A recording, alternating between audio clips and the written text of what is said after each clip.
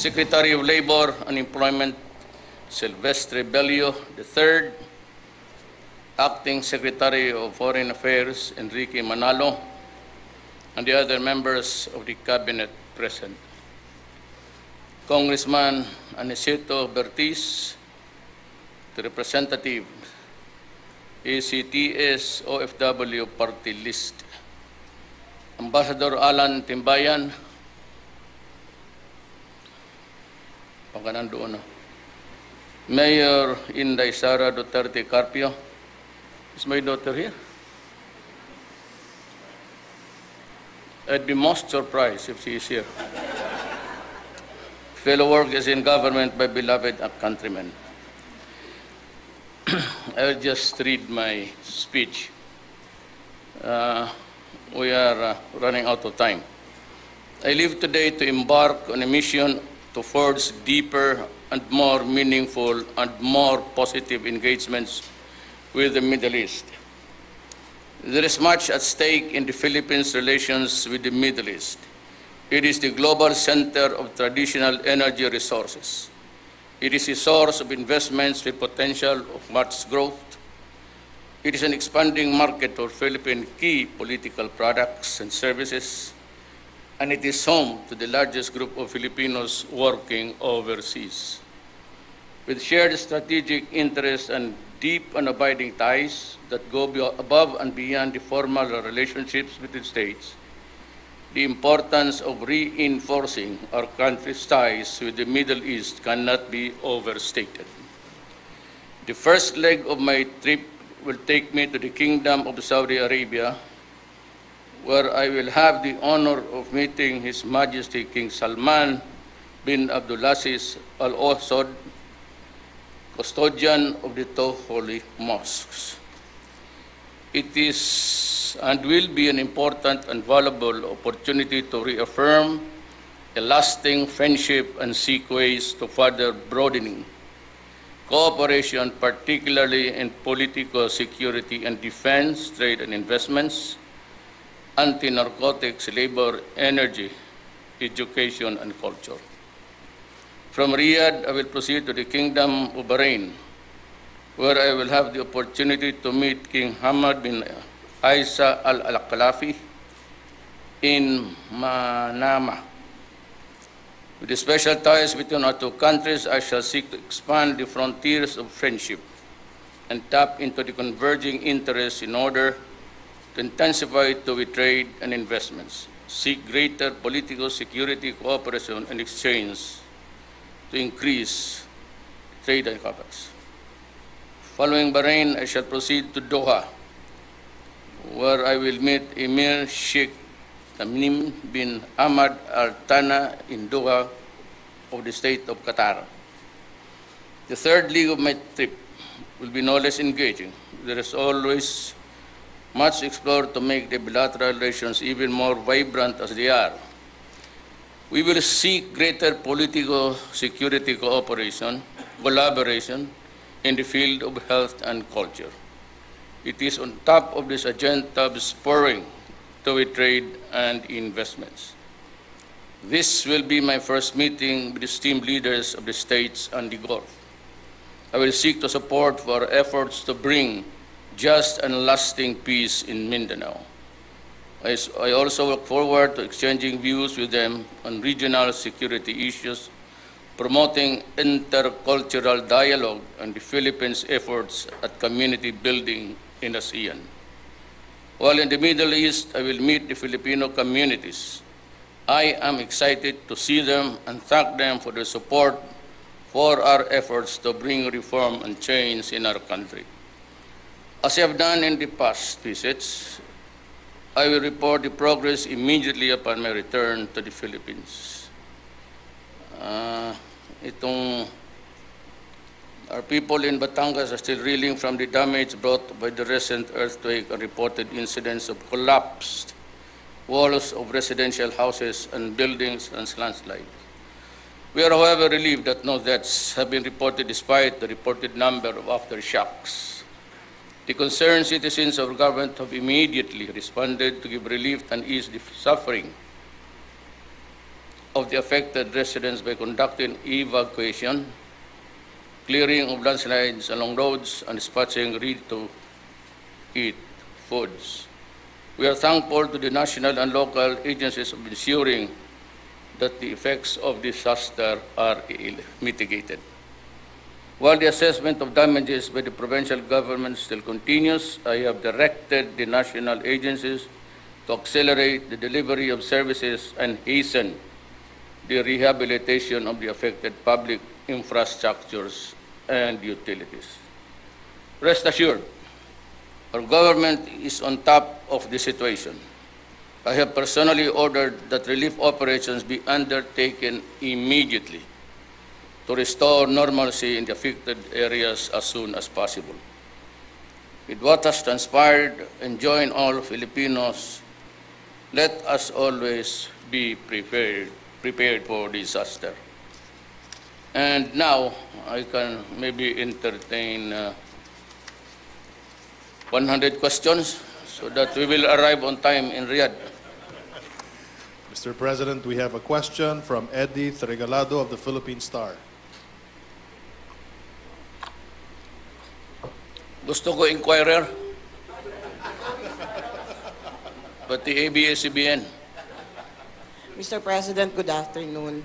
Sir, recently, U.S. President Donald Trump and Chinese President Xi Jinping have agreed on a 100-day plan that they're going to tackle U.S.-China trade relations, as well as enhancing the military ties between the two countries. Would it affect your foreign policy towards the two countries? And the next question, ano ko na lang sa'yo para dire-diretso. Next is, U.S. attacked Syria and Putin warned of perhaps a renewed war because of the U.S. attack against Syria. So what's your take on this? And the third question is... ano ba ito? Hindi pala question niya. Sige sir, ano na lang sa'yo? Your predicate is your question, and the question is the predicate. So what is it? Teka sir, yung sa ano sir, yung sa kay Trump at kay si... But that would be a welcome development. Okay. As a matter of fact, I've been praying that the two would get together and talk about really what ails this planet, and talk about peace only and stop violence all over the world. Dito sa ating on the east side, there's still a raucous there, and the parties in contention are China, Vietnam, could be later on Indonesia, Taiwan. No, they are trying to position themselves strategically. And I'd like to address myself to the Chinese government and the kaibigan natin si Ambassador. I ordered the occupation of the 10 or 9 islands that are just near our shores, because there's a heightening of the geopolitical issues, and eventually maybe a violent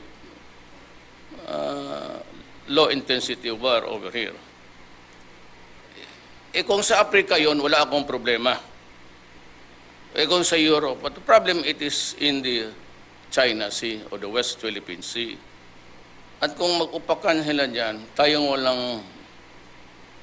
walang kamuang-muang, talagang matatamaan tayo, kasi everybody knows that the United States will be stockpiling their weapons there. And hindi yan, sabi nila hindi raw, pasalamat ako kung hindi, because I do not want to get involved in a war between nations. I have extended my hand in friendship to the Chinese government. Kindly take a deep look at the situation. Everybody is grabbing every land, every islet, and every whether man-made. And nearest to us are the 10 islands. And I have it on good authority they're going to place their shoulder to surface and shoulder to air. Pag ginawa niyan, either of these, including America, mapapasubo tayo ng palapit tayo ng palapit. So, for the information of China, we will not place there any offensive weapons, not even one gun. We are just there to claim the island for us, because that is really ours. And I have ordered the armed forces to build structures there to signify to all na atin ito at lagyan ng flag and structures. We did not mean no harm to China. We are friends, as a matter of fact. And maybe when we get rich, very rich, I can sell the land to you for inyo na, when the spectacle of the war is gone, nothing is dangerous to the Philippines. But for as long as the raucous continues, and I said, I have heard, and believe me, that may maglagay dyan ng mga battery of missiles, shoulder fired to surface. Hindi ako papayag niyan. Kaya sabi ko, occupy and claim it as ours. China can relax. We are friends. We will not go to war with you. We're just trying to maintain the balance of the geopolitical situation there. Lahat kumukuha tapos, those islands are vacant. And with the developments of the fast rate of arms being placed there, baka maunahan pa ako at mapapasubo ako. But all and sundry, yung dyan na inoccupy natin, atin na yan. That's ours. And we'll hang on to it. The Binham Park, yung Binham Rise, on the other side, we'll be facing Tugigaraw. That's also ours. And I will be signing an executive order, maybe when I come back, renaming it the Philippine Ridge or the Philippine Rise. Ridge mas maganda because it connects one to another. It would strengthen the claim sa loob ang ating continental ridge. So yan ang ano ko. I'm claiming both the 10 or 9 at saka yung Vietnam Rise. I will rename it Philippine Ridge as our exclusive property. Sir, another question po. Sir, tanong lang po.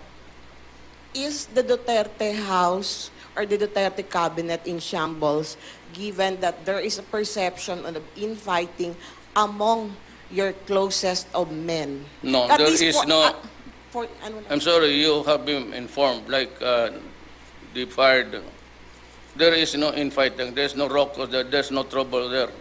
I just don't like people who are corrupt. Yung babae, dadaldal, may nag-apply ng importation. No? Ang Barita with Tara. Jason Aquino, he is a military man. Actually, he was the very first to come to Davao 3 years ago to urge me to run. Nilagay ko siya dyan. Dininay niya. Of course, there was this loose talk about the offer per Caban. It was appealed to the higher office is really the office of the president. Yes. Na? Okay. It never reached my desk. I was not put to notice, but I let the cabinet decide it kung nasa cluster nila. They overruled Jason, allowed the importation, and ito yung babaeng si Valdez signed, approved the importation. Alam mo, hindi yan inyo. When it is office of the president, you meet there and make the recommendation. I will decide to grant or disapprove it. the appeal. Kasi ginanon. And the protocol, the procedure, the official procedure should be, isauli mo sa akin yan with the recommendation, then I will sign it. Yes, sir.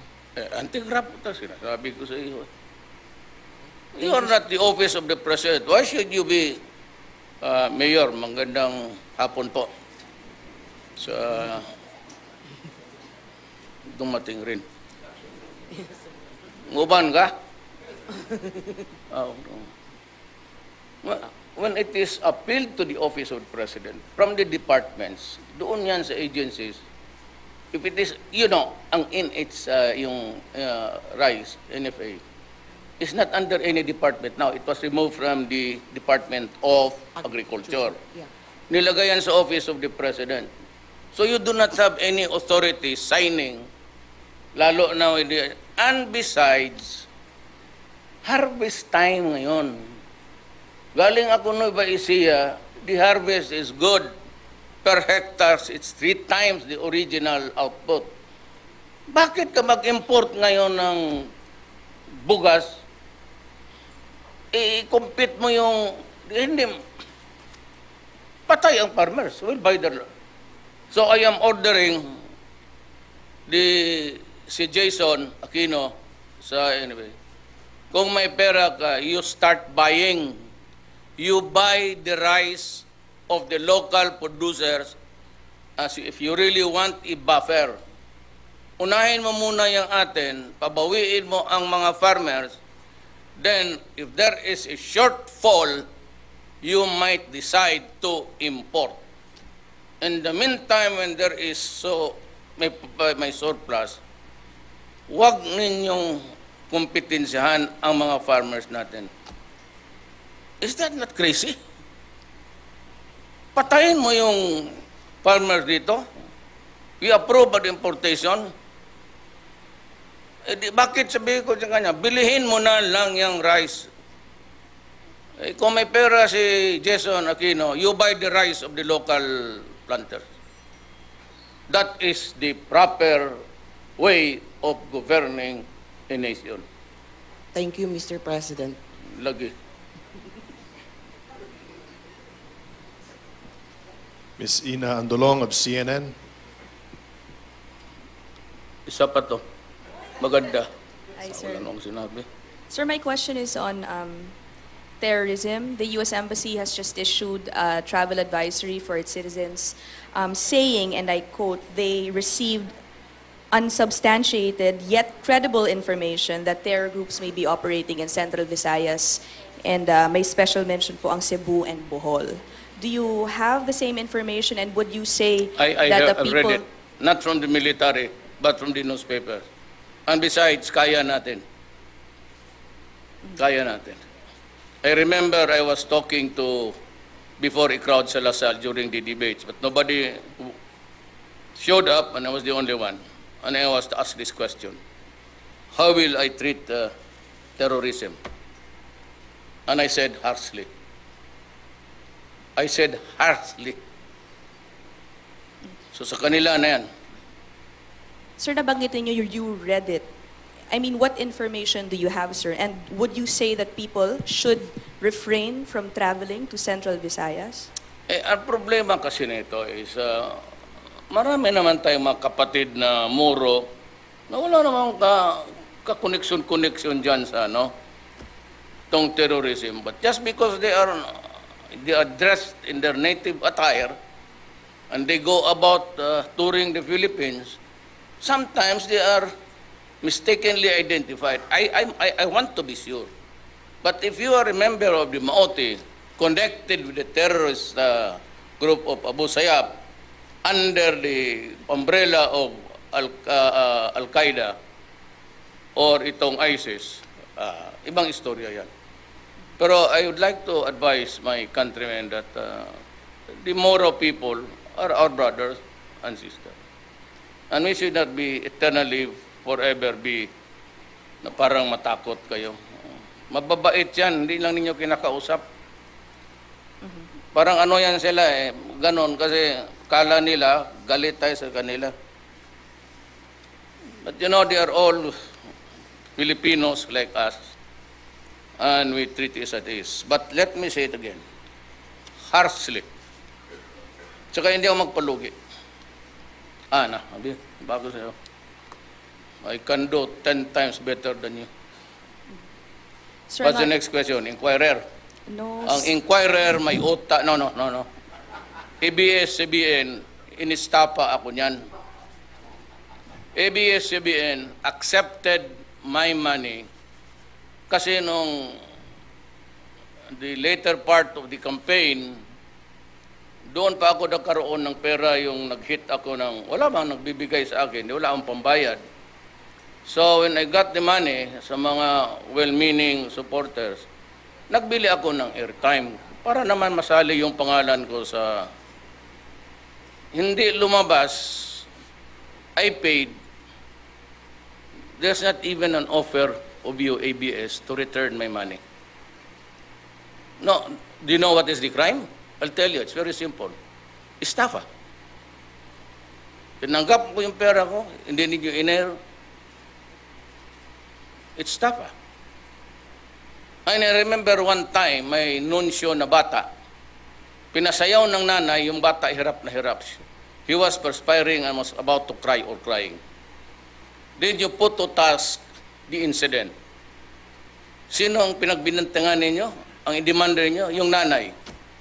Putang inang ABS-CBN, nung palabas ng objectionable na child abuse, nonchalant, maliwala.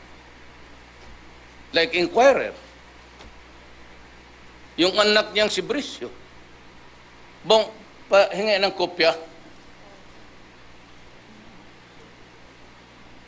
He was receiving more than the president of the salary of everybody, DAP or UP. 2 million 8. Anak ito, ang asawa to, anak ni Prieto. Wala akong narinig sa Inquirer na hindi maganda yung nangyari. Tapos yung taxes ninyo, nilakad ni Inares, it ended up, wala kayong binayad. Tapos sabi niya, saan ang pera ng Pilipino? Bakit to? Nagpapataya na ang mga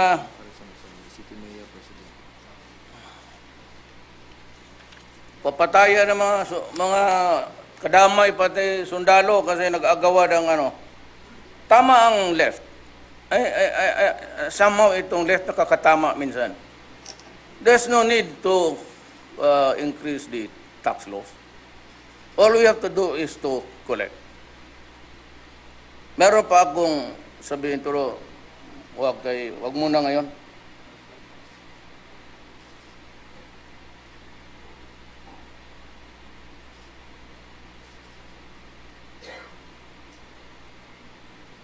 Ang salary ko as president, 130,000 lang ako.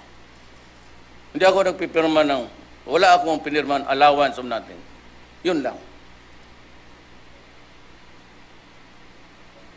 Ito sa kanila, basic salary.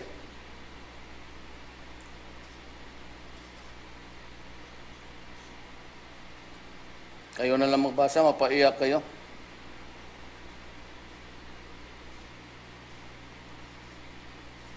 $2.4 million in compensation.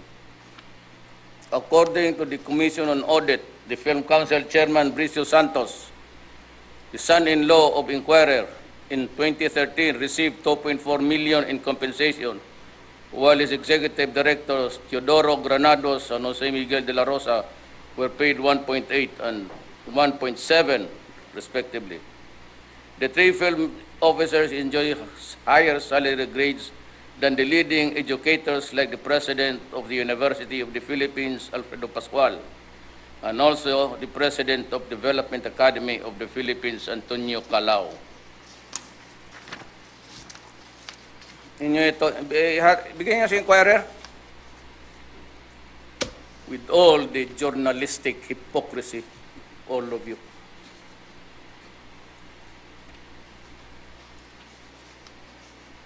Sino ang taga-inquirer dito?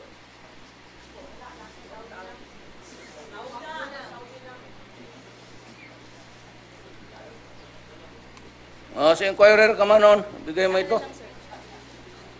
Sino ba inquirer nun?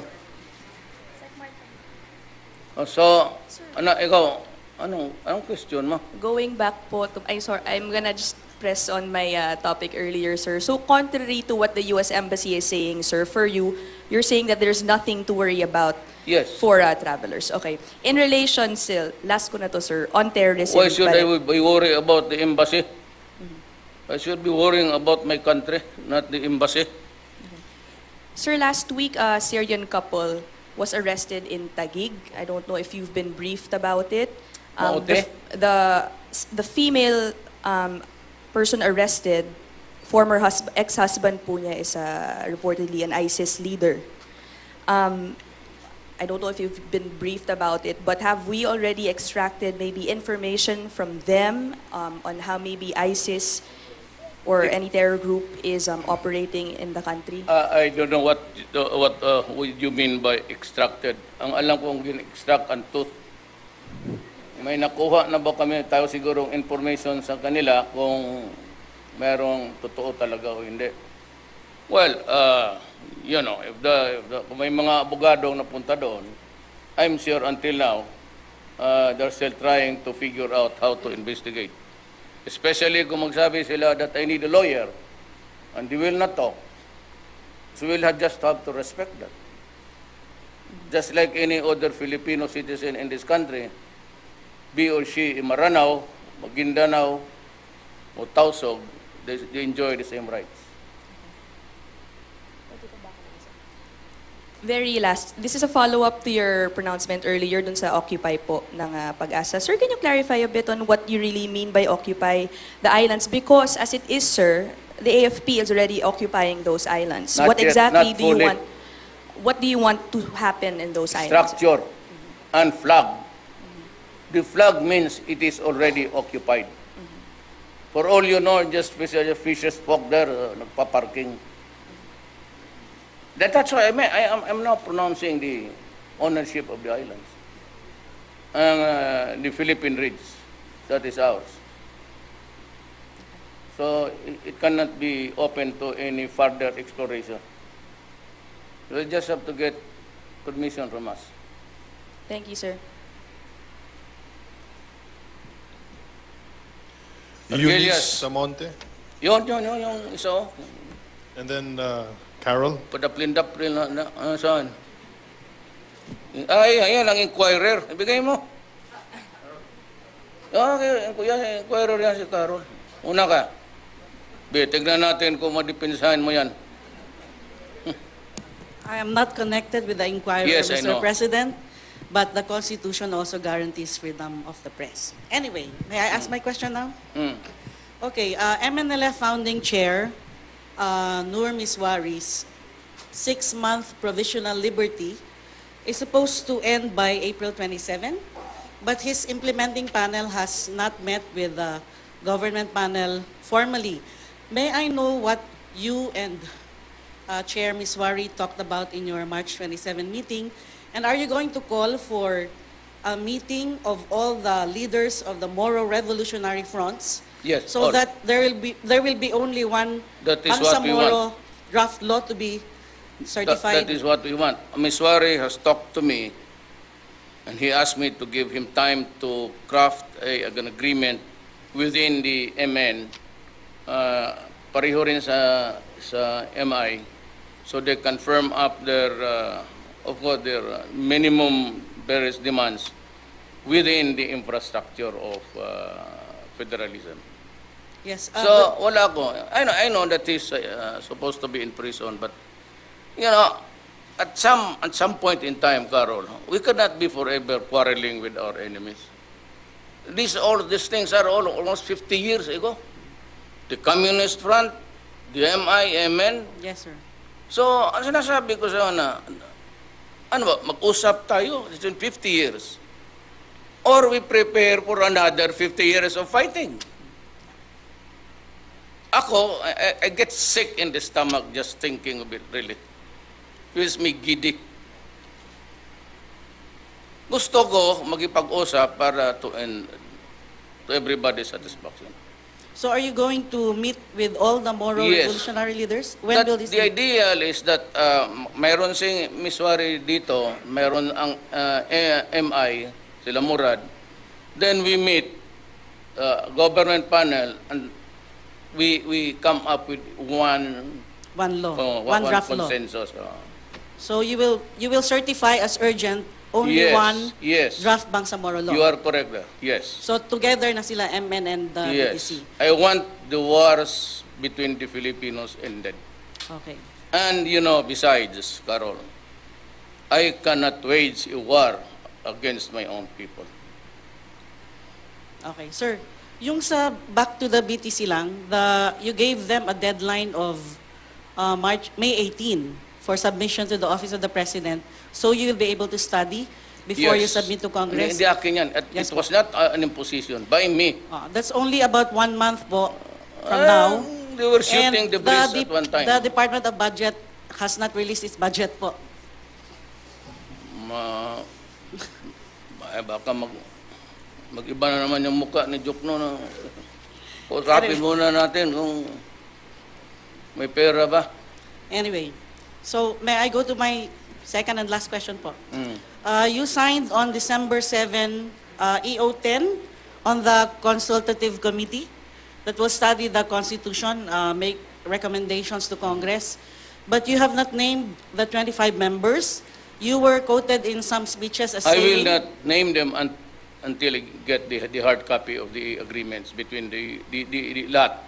So you said in your previous speeches na you will wait for the BBL, but you will also wait for the JRP and the FP's agreement? I have to look at the composition.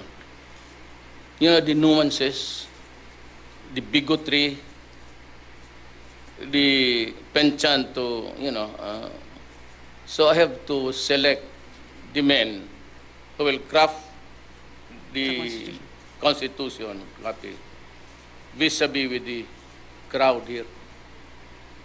Because apparently Visayas and Mindanao are not yet ready to understand fully. Or if at all, para mas marami, yung mga lugar na walang alam, karamihan galing doon. Total dito sa Mindanao area, we are all agreed that we need the law. So will you also be waiting for the substantial progress in the Dalawang suso na yan. GRP Suso and na yan, DF? ngayon suso naman. GRP and DF po? What? Are you going to wait also for substantive progress in the GRP and DF talks, particularly on the constitutional and political and constitutional reforms agreement, so that this can be incorporated in the consultative committee? Look, yung aspirations ng komunista, and even if you look at it now, it's really the same aspiration of all Filipino.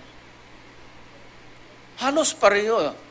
We have to build our own industry. Sabihin nila, maraming mura ngayon. Mura ngayon. Kung magkagulo ang mundo, ante magkuha ng steel natin. We steal mga wata o we make our own. So those are the things that they are asking, to which I fully agree. So more or less, when would the 25 members be named? Kayo man ang komunista, di magrekomenda kayo ng inyo. Thank you, sir.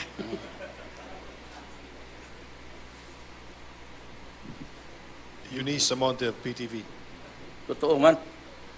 Hi, sir. Good afternoon. I only have 2 questions po. Regarding your visit sa Middle East, sir, kasama po ba sa mga posibleng mapag-usapan yung mga kababayan natin na nasa death row doon? Mabibigyan po sila ng pardon or commutation of sentence? Yes, they've been given the clearance. I will fly them home.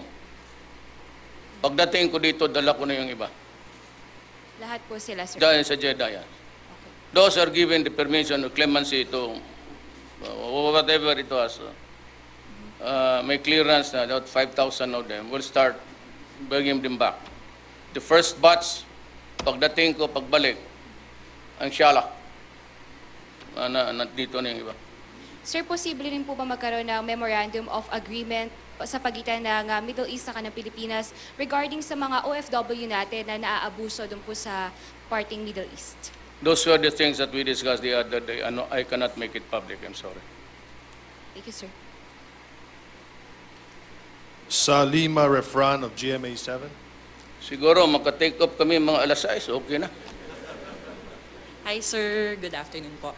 Sir, over the weekend, reveal po ni Vice President Robredo that you will be having dinner with her and her family after Holy Week when you get back. Can we get more details from your end, sir? I have not talked to her actually. I have not talked to her.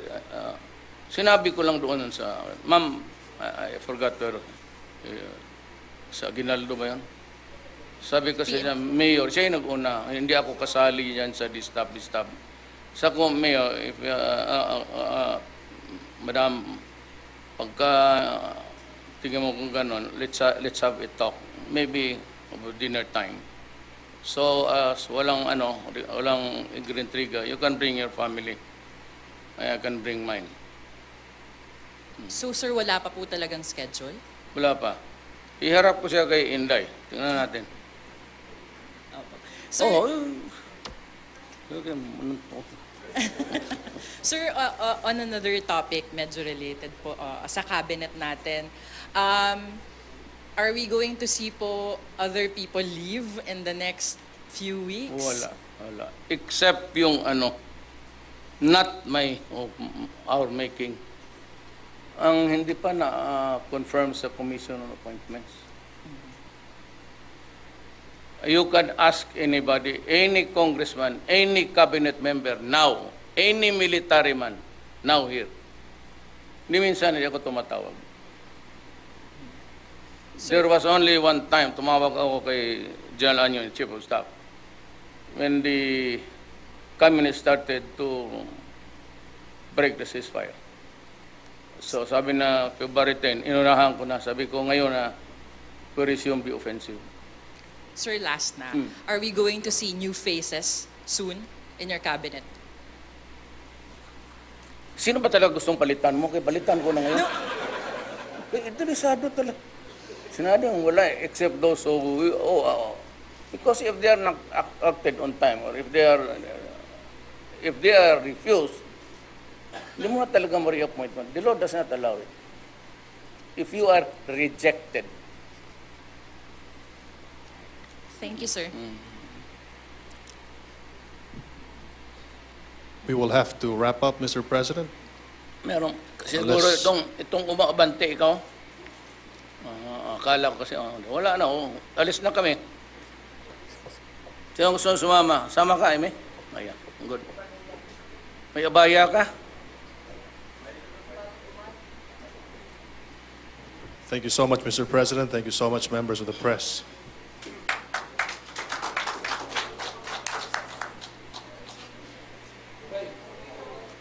At yan po ang naging departure statement ni Pangulong Rodrigo Duterte kaugnay sa kanyang state visit sa Saudi Arabia, sa Bahrain, maging sa Qatar.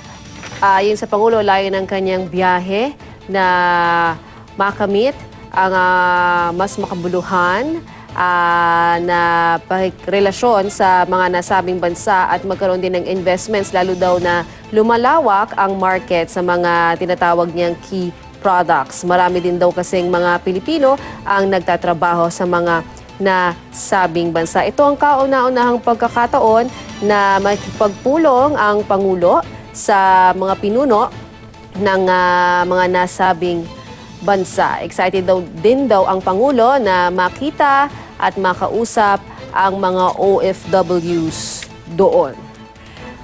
Una hong bibisita ang Pangulo sa Riyadh, Saudi Arabia, kung saan makakapulong niya si King Salman bin Abdulaziz Al Saud. Ang KSA pa rin po ang number 2 remittance source ng Pilipinas.